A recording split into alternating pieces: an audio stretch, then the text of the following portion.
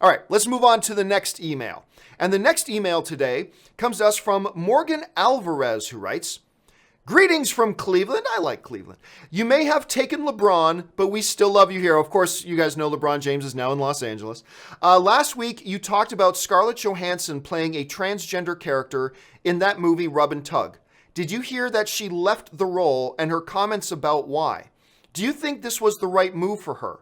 Do you think the movie is still going to happen? All right, thanks a lot for the question, man. So, yeah, for those of you who were around last week, you'll remember that we talked about this issue.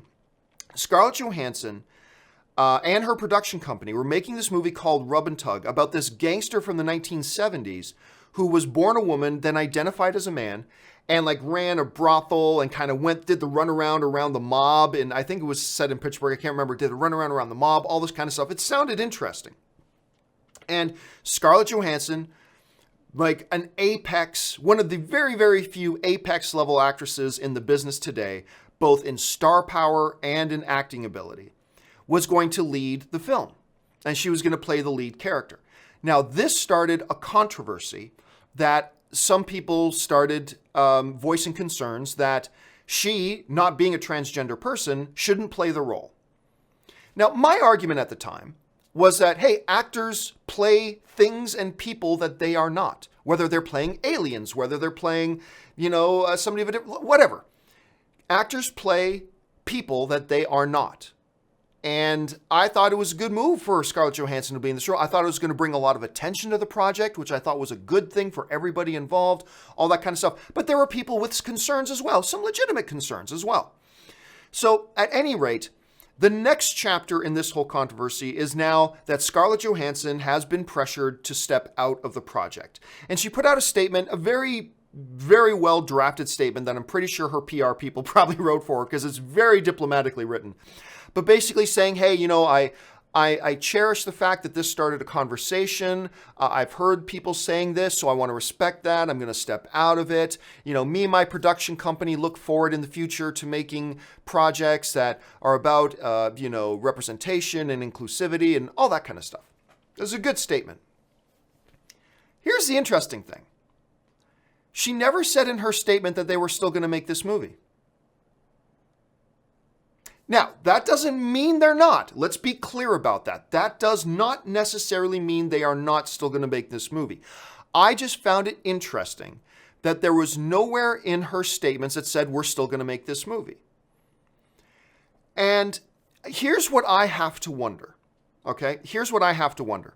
There are some people out there, and understandably so, again, I see both sides to this. I do. I happen to fall on one side, but I totally see and respect the other argument as well, and my mind might even change on this, to be frank with you.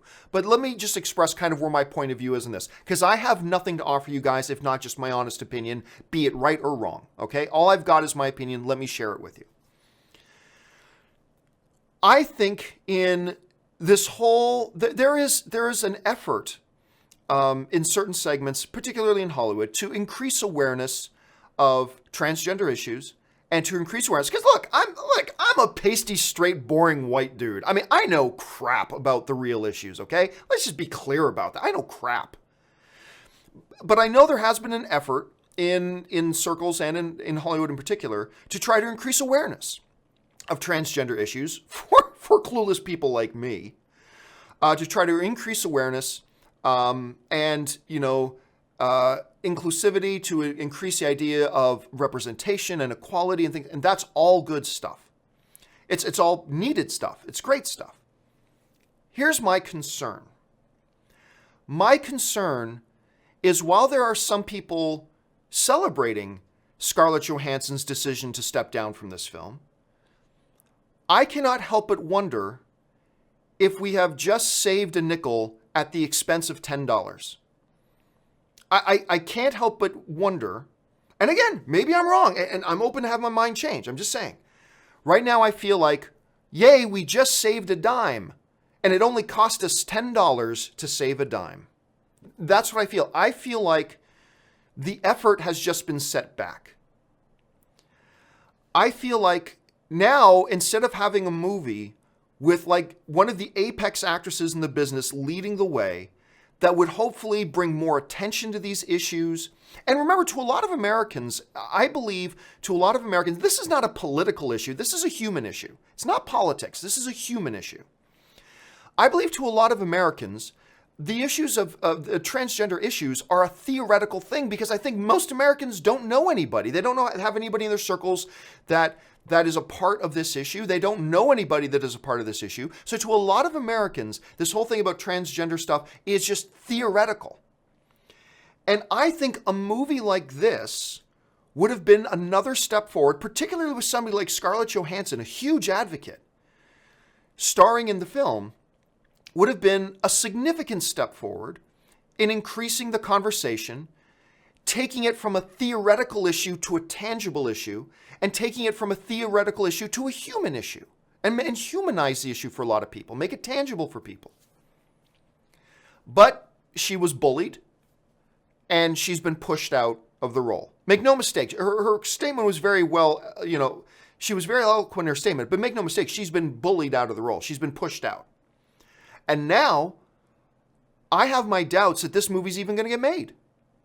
I have my doubts that this movie's even going to get made. And if this movie does not get made now, I have to ask the question, has the effort to increase awareness and equality, has this just gone forward, or has it been pushed back if this movie now doesn't get made? Here's an interesting thing. Let me point that. Here's the reality of the situation, okay? There have been a couple of significant movies that have been made surrounding transgender issues, and none of them have done particularly well at the box office, right? So we look at something like The Danish Girl with Eddie Redmayne. Eddie Redmayne coming off an Academy Award win, all right? He won an Academy Award, then does this movie called The Danish Girl. In America, in the domestic box office, it made $11 million. The Dallas Buyers Club, which had Jared Leto winning an Academy Award, and the movie was led by Matthew McConaughey right at the apex of the McConaissance, because just 1 month, just a few weeks after the Dallas Buyers Club, he had Wolf of Wall Street coming out. This was the cusp of the McConaissance, made $27 million. Transamerica with Felicity Huffman got Felicity Huffman an Academy Award nomination, made $9 million. And here's the thing, that Danish Girl, you may look at that $11 million and say, well, having Eddie Redmayne in it didn't help the movie. Bull. How much money do you think that movie would have made if it wasn't Eddie Redmayne in the lead role? If it wasn't the current reigning Best Actor Academy Award winner in the lead role, it would have made less than $11 million. How much do you think Dallas Buyers Club would have made without the star power it had? It would have made less than $27 million. And here's my concern. This is why I'm bringing up box office numbers, because you might be wondering, John, what's the point of these box office numbers? Here's my point. There's not a lot of financial incentive, and this is a business. There's not a lot of financial incentive to make movies on transgender issues right now, because right now the American movie-going audience doesn't seem all that interested in seeing it. This is not a should or shouldn't issue. This is an is and isn't issue. And should and shouldn't is a totally separate issue that we should have some discussions about. But this is an is and isn't issue.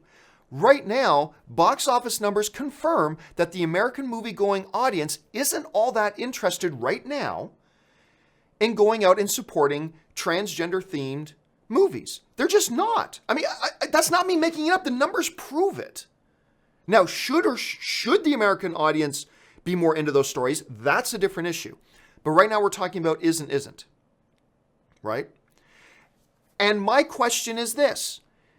When you have a movie-going audience that is clearly not all that interested right now in seeing transgender-themed movies, like hell, when you have the reigning Academy Award winner in The Danish Girl and it only makes $11 million, what is that telling us? What does that say? So when you have a movie-going audience that right now doesn't seem all that interested in going to see transgender movies, again, not a should and shouldn't issue, it's an is and isn't. And should and shouldn't is a worthy conversation to have for another time. But they're not right now. So you come up with a movie project, you get somebody with vision and guts and whatever, like Scarlett Johansson and her production company, say, you know what, we want to tell this story. And we think if we have an apex movie star like Scarlett Johansson in the lead, maybe we can start slowly to change the tide of getting the American movie-going audience's attention for a movie like this, and maybe they'll come out. But I'm going to tell you this, without a Scarlett Johansson, it's not going to change anything. See, and that's my concern. I might be right, I might be wrong, but that's my concern. My concern is you got an American movie-going audience that is not interested, clearly proven by the numbers, to see transgender themes and stories in movies. So you want to make a movie that does that and tangibilizes the whole issue and humanizes the issue for people. And we get a performer like a Scarlett Johansson to lead it that will get some more people. It doesn't mean the movie's going to make $50 million, not by any stretch of the imagination, but it means it will get some people's attention that otherwise wouldn't have paid attention to it, and now we've bullied her out of the role. Yay! We pushed her out of the role, and we just set everything back. To me, as somebody who issues of equality, opportunity, and all that kind of stuff are important, to me, it seems like you need to do things that increase awareness and bring more positive attention to issues like this. And I think by people bullying Scarlett Johansson out of this role, I think you've actually just been counterproductive and set that whole issue backwards. Because I'm going to tell you what, right now, even if they make this movie, and I don't think they're going to make this movie anymore, I think a year from now, no one's just going to be talking about it. I don't think they're going to make this movie anymore. Hopefully they do. But I'm going to tell you this right now, and I guarantee this 100%, that if they do go ahead and make this movie now, with transgender issues clearly at the heart of this movie, in a country where people don't care about going to movies with transgender issues, and you don't, instead of putting in a Scarlett Johansson, you put in an unknown performer, less people are going to pay attention to this movie now. It's going to make less at the box office, which means less studios are going to be likely to want to do more movies like this. The way you get studios making more movies like this is to show them that they can be financially viable. She represented the best chance of making this project financially viable, and she represented this project's best chance of getting made. And again, I just kind of feel like, and again, let me say, I could be wrong about that. I could be dead wrong about this. But I feel like this whole turn of events has now set the whole effort backwards. You just hurt. You know, yay, we saved a dime and it only cost us $20 to do it. You know, and that's kind of how I feel. And again, I think there are valid arguments and discussions to be had about this on both sides. Just to me, it feels like they just set everything backwards. But that's how I feel about it. And listen, that brings us to today's question of the day. And the question of the day is simply this. It's about this topic. And the topic is, should Scarlett Johansson have stepped down from this movie? Should Scarlett Johansson have stepped down from Rub and Tug? And you're going to have three options when you go to the survey to take the survey. Yes, it was the right move for her to step down. No, it was the wrong move for her to step down. And I've thrown in a third option there for what I know some of you are going to say, which I don't care. So that's going to be some option. Now, I'm going to go take a look. I know some of you have probably already started voting on this. So let me go over right now and take a peek and see where we're at. And right now, where we are at is this. Right now, 26% of you is saying it's the right move for her to step down. 51% of you are saying it was the wrong move for her to step down, and 21.9% of you are saying you don't care. So right now we got about 50 votes in there. So you guys got 24 hours, vote on this thing, let your voice be heard. I think there are valid arguments and discussion to be made on both sides of this. I want to hear what you guys have to say.